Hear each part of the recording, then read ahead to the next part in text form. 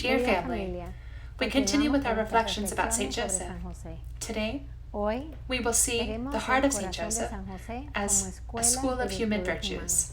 St. Paul says to the Ephesians in chapter 4, "May we all come to faith and knowledge of the Son of God, to mature manhood, to the extent of the full stature of Christ."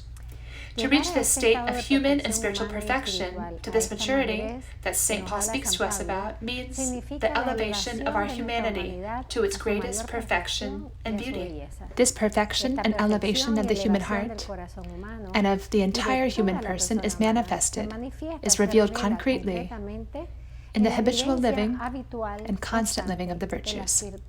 Human and spiritual maturity is measured by the capacity that the person has to constantly live in virtue. Virtues reveal a humanity that is transformed and elevated by divine life and by the free and full cooperation of the person that possesses it. That is, virtues are habitual dispositions and firm dispositions to always do good. They are attitudes, interior and exterior attitudes, dispositions, stable dispositions, perfections of the intellect and will of our heart that rule all of our acts, order our passions, and guide our conduct according to reason and faith. Virtue not only leads us to do the good, but to give the best of ourselves. The virtuous person tends to do the good, seeks for it, and chooses it in concrete actions and in all circumstances of their life. The heart of St. Joseph possessed the human virtues in a most excellent grade because his heart was a school of virtue.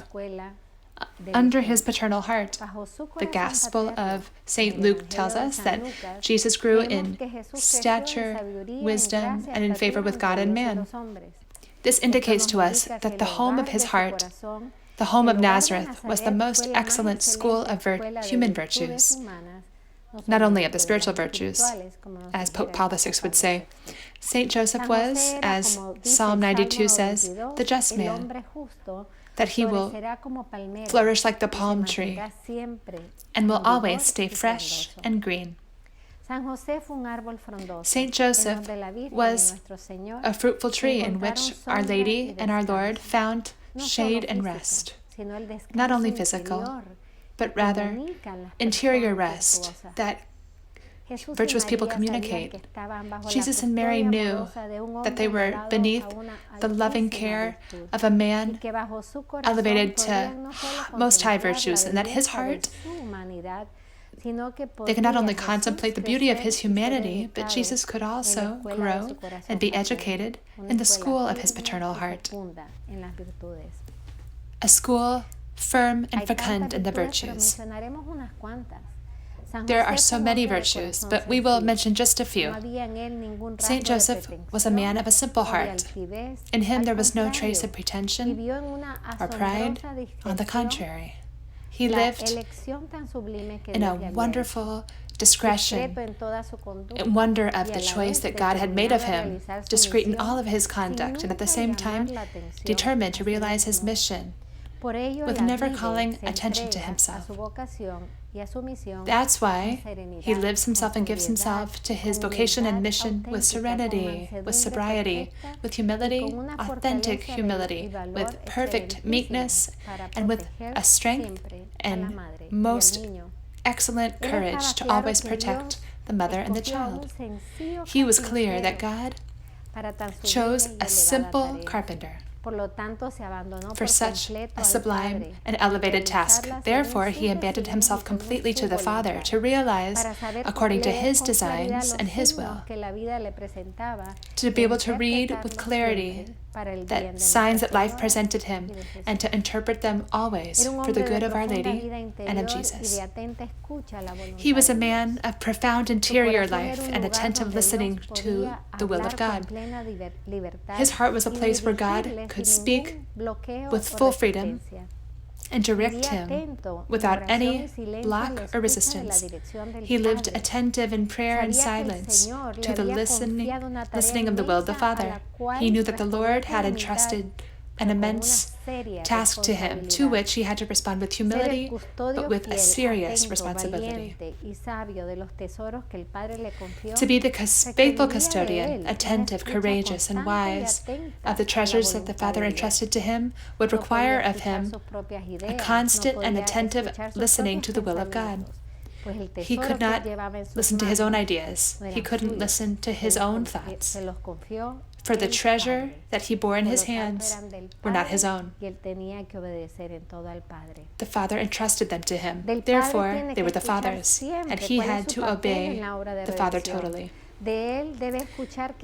He always had to listen to the Father. What was his role in the work of redemption? From him, he had to listen to be able to fulfill his mission in perfection and to receive the grace and the strength necessary to be a true custodian, protector, educator, and provider. Only in that profound interior silence, only in that profound life of prayer and listening could he respond in faithful obedience with all of his heart, with determination and meekness to God's designs. He was a courageous man, a heart in which love had conquered fear. How many reasons St. Joseph had to be afraid? How many situations, difficult situations he confronted that could have caused him true fear? Can you imagine what it was to knock on the doors of the homes in Bethlehem because Our Lady was about to give birth, and to hear that no one would open to them, and to hear that Herod wanted to kill the child that had just been born? Can you imagine what it was? That exile, unexpected exile, to an unknown place, to pass through the desert, such a dangerous place, caring for the mother and the child. How many fears during his whole life he could have experienced. But his greatness was that love was greater than fear. He couldn't act in fear, but rather, in everything, he had to be moved by love. Love had to rule all of his decisions, all of his actions, all of his thoughts and feelings. And with the logic of love that transcends the logic of this world, he would fulfill his mission. He was a man of profound sense of responsibility. He assumed his mission of husband and father and guardian of the Holy Family with great love, but love that was most responsible. He knew that God had chosen him for this mission and that he needed to realize it with responsibility, making decisions in every moment for the good of Jesus and Mary. He could not give himself the luxury of not being who he was called to be, for much was at play. He was courageous and firm in his determination to give his life at the service of Jesus and Mary, and he was firm in his decision to fulfill with all of his heart this mission. He was a faithful and prudent servant, always at the side of his great loves, always faithful to his mission, always making a just and prudent discernment to be able to respond adequately to each circumstance. He was a man of great piety, faithful in everything to the law of the Lord and to his word, man of constant prayer, and this was the school that Jesus contemplated of his virginal father. He contemplated in St. Joseph a man faithful to the law of the Lord, a prayerful man, an obedient man, always listening to the word of the Father. This profound piety of St. Joseph made him be a man who was always disposed to go and respond with promptitude to the will of God, to have a diligent and ardent love for God and for all those that God had entrusted to him. He was a man of a fecund silence. His silence elevated him to a profound interior contemplation of the mystery of God, that mystery that was entrusted to him, with which he lived constantly, for which he gave all of his existence, the mystery that he had to guard. Can you imagine, brothers and sisters, what it was for St. Joseph to live, to serve, to protect and provide, constantly contemplating the mystery with which he lived? He lived to live with this mystery in a perfect discretion and silence, but always being the first one in history to contemplate intimately the mystery of Our Lady and the mystery of God made man. How would he contemplate it? How would he listen to it? How would he serve them in the house of Nazareth? The silence of St. Joseph doesn't express an interior emptiness, but rather, on the contrary, it's a silence that contemplates intimately, profoundly, and guards all things that he saw of Jesus and Mary, every word that was said, every gesture, every act. How he would contemplate the maternal love of Our Lady, and how he would contemplate the love that Jesus had for his mother. The silence of St. Joseph, brother, dear family, speaks more than all of our words. He was a man of living faith, but he lived in loving action. St. Joseph was immersed in all moments in the reality of the mystery of the Incarnation, not only physically, but also in his heart. He lived contemplating the mystery of the Incarnation. St. Joseph reveals to us the secret of a human person that lives in the presence of the mystery of the love of God made man, and therefore everything in him is open to contemplate, to discover, and to participate in this mystery with all of his life, and to serve it with his actions. That was his most concrete way of expressing love. In St. Joseph, it's clear to see that his faith was fully united to action. His faith inspired all of his actions and decisions, acting, fulfilling his responsibilities proper to his vocation as virginal spouse of Mary and virginal father of Jesus, made him, there was no obstacle in him to the plan of God, but rather he was a transparent channel for the realization of God's will for Jesus and for Mary. St. Joseph was a man formed in the logic and science of love.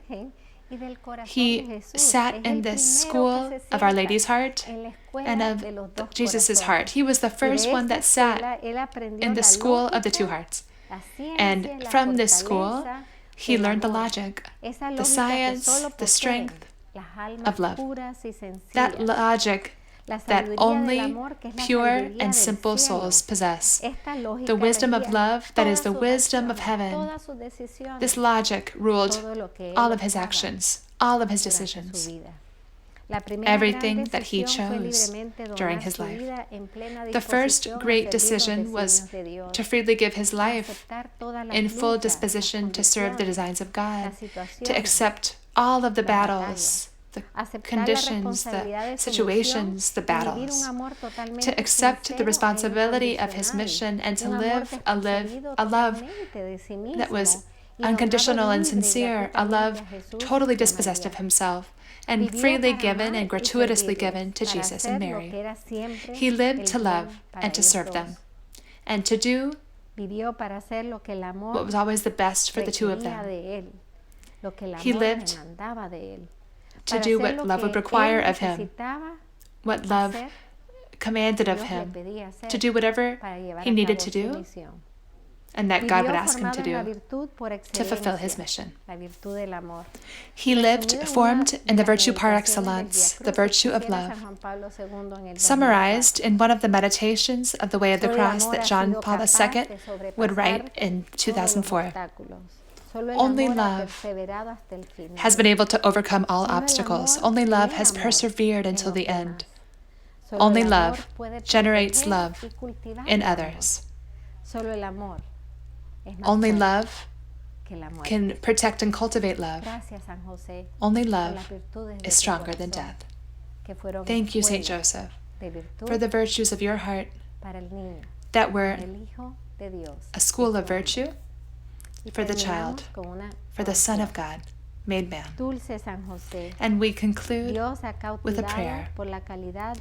Sweet St. Joseph, God is captivated by the quality of your heart. God has captivated our hearts, contemplating the greatness of your heart. Your entire being is focused on doing His will.